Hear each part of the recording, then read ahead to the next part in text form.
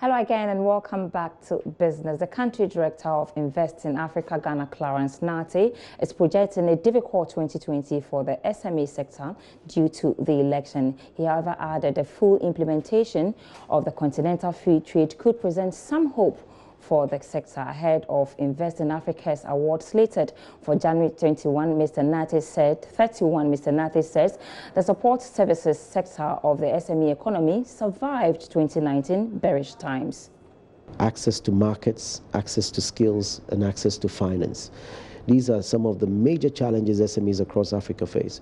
So we are working with partners, both in the private sector mainly, but also quasi-government as well as DFI institutions to be able to provide a necessary intervention to level the playing field for SMEs in order to make them more competitive. So we celebrate that entrepreneurial excellence both at an organizational level and at an individual level. This year what you'll find is that because I think it's a well-known fact that 2019 was a very difficult year. And in a way, it reflects in the submissions, in one sense. Because when I say that, what I mean is, if you look at the kind of performance, the business performance of the SMEs in 2019 versus the previous year, you see stronger growth in 2018 than 2019, which should not surprise many because of the challenges. But the great thing is that we still have a lot of SMEs who, in spite of the difficult environment, are still registering strong growth, which means that these are resilient SMEs, very resourceful, and probably will find a lot of creative and innovative ways to still be growing at these sort of extraordinary rates. So, and I think in a sense, I'm glad that we have that opportunity to reward such excellence in very turbulent and volatile times. What for me is the real game-changing opportunity is the fact that within the same year, we're going to have operationalization of the Continental Free Trade Agreement.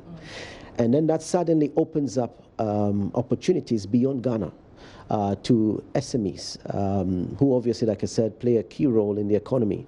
So the focus on an access to market is no longer about Ghana. It's about the larger African pool. And that gets me excited because you're talking about 1 billion consumers, a potential 3 trillion economy. So huge, huge space for growth. And I think for us in I, especially when you have a database of over 2,000 SMEs, we are very committed to ensuring that our SMEs are well positioned and are and remain competitive, if not become even more competitive.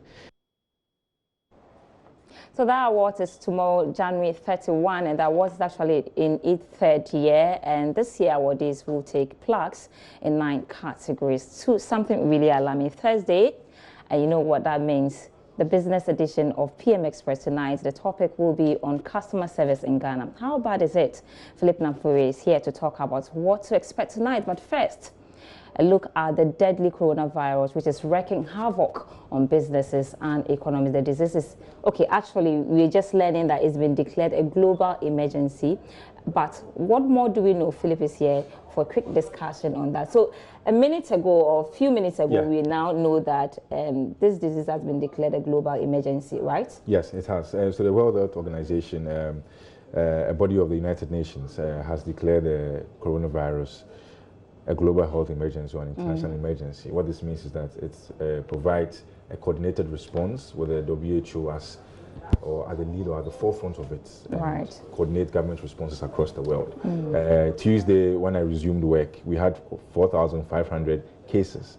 As of today, just in the morning, when I checked on Bloomberg's website, there were over 8,000 cases. And that's doubled, yes, and the preponderance of the cases were in mainland China, with other parts. We've had Philippines today, India today, etc. So I put together a little infograph, which before we take a look at that, I want to ask you, the travel, tourism and financial markets are similarly facing some difficulties. As we speak now, do we know the transport sector, for instance, do we know the number of flights that have been cancelled? Sandra, I think the last time I checked, there were 16 airlines that had made certain declarations on travel to and fro China. So some had suspended flights, some had halved the flights that they will normally put passengers on to the Asian Pacific region, in China specifically. So for now, I would say when the last check it was 16, but things happen, things develop. And as you can see in there, just something brief. We'll leave the health impacts at the top for the experts. You see, you were talking about travel and tourism. Right. And these are airlines that make revenues from the routes they fly to. So imagine an airline, Sandra Airlines, having to cut back on its travel to China. That affects your revenue. Tourism also. In the Asia Pacific region, a lot of Chinese tourists move to Macau. Macau is more or less like the Las Vegas of the East. And you realize that tourist inflows there have dropped because of the effects of the virus. We saw the effects on the financial markets. We saw there was a sell-off on the stock market in the Asian region, and investors were putting their money in safe haven assets. Example is gold, because when there are risks, we're looking for places to save our funds or to protect our funds. Then you also realize that one key issue was the fact that some companies that had operations, global companies that had operations within the mainland China area, some were evacuating, some were asking their workers to work from home. All these things, in one way or the other, affect the earnings of these institutions. So if you look at it in broad perspective, you realize that there are different ways in which the coronavirus is affecting the global economy. And we've come from 2019 where global growth had slowed, and from an IMF stroke World Bank, I don't know which one, I think I read one of them, 2019 has been the slowest year since 2008 financial crisis in terms of growth for the world economy. And we came on the back of Brexit. Now that we've seen that in the next few hours, we see that Brexit should be concluded, but there's also more to be done. I was watching Sky News some time ago and I saw that there's a lot more work to be done. There was the Middle East tensions. There was also the U.S.-China trade war. Right. Now we have so we've come a long way, and this has set in. And so the question one will be asking is, yes, this is a global issue. Yes, we don't have control over it until we find an immediate solution to the whole problem. But how should businesses position themselves to be able to minimize the impact? Until we find a solution, it will be there, but how should they position themselves to be able to minimize the impact? Because we understand that some staff are being asked not to come to work back in China and all that. So what's the outlook? Okay, so for businesses with operations, particularly in China, they will be hit the hardest. I saw that the Chinese financial regulator, the financial markets, or some banks had injected some liquidity, or the People's Bank of China, beg your pardon, had injected some liquidity into the economy. And some banks were cutting rates on lending to companies that were within the crisis area.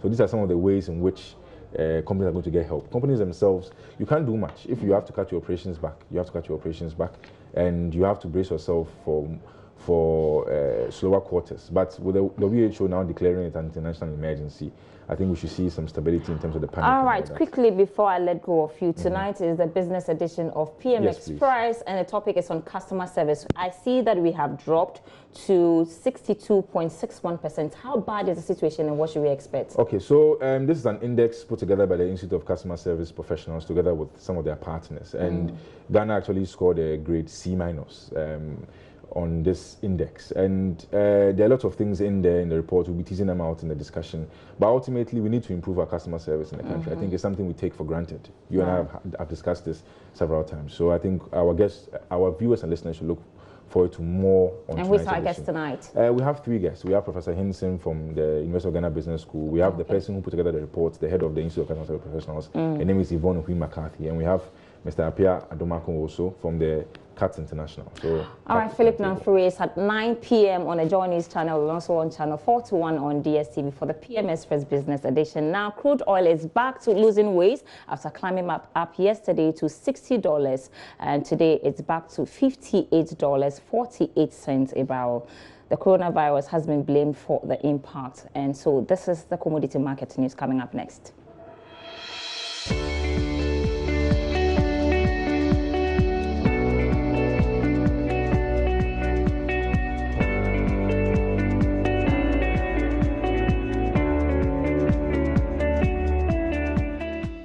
Thanks so much for watching Business Tonight with me, Sandra S. And I'm up and I'm back tomorrow with more business news. But for more news, you can log on to our website, myjoyonline.com/business.